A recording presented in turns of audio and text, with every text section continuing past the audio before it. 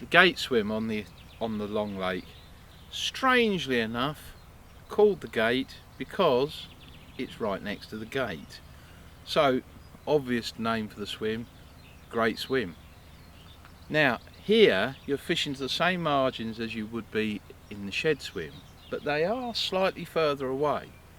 So you are talking about a reasonably good chuck to some of the points over there. The reeds, which I know produces some good fish, you know, it's 110 yards plus-ish, which on a good day is obviously not that difficult. But the moment you get a bit of a crosswind coming through here, it can make getting your accuracy and distance very difficult. But again, this is going back to clipping up, etc. Getting tight to the margins. And it may be a little bit of a walk, but you must go round and bait up by hand. It makes it so much easier and far more accurate.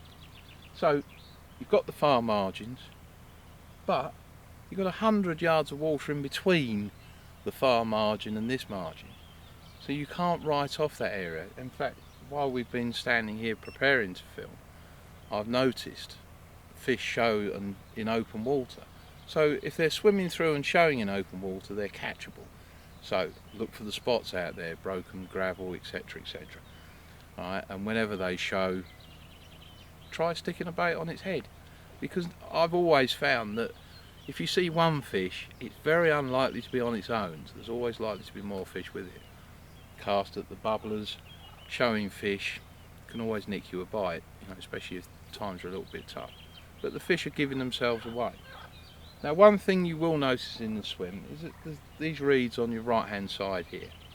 Now, if you hook a fish on the margin across the far side and they kite right, you can get in the water here and just wade out by the reeds so that you can get a better angle of pull on the fish. Because if you just let them go round and the lines wrap around, you can't see what they're doing. You're going to end up losing fish. But for the most part, you can get in, scurf through the reeds here and bring the fish back, and you won't lose so many fish.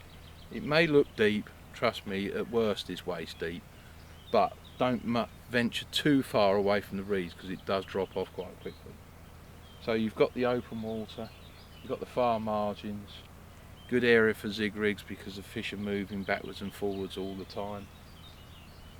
Nice little swim this. It's produced some very, very big fish over its time, as most swims have, but this swim sometimes gets overlooked because it's a sort of bit in between, but trust me, it's a very, very good swim.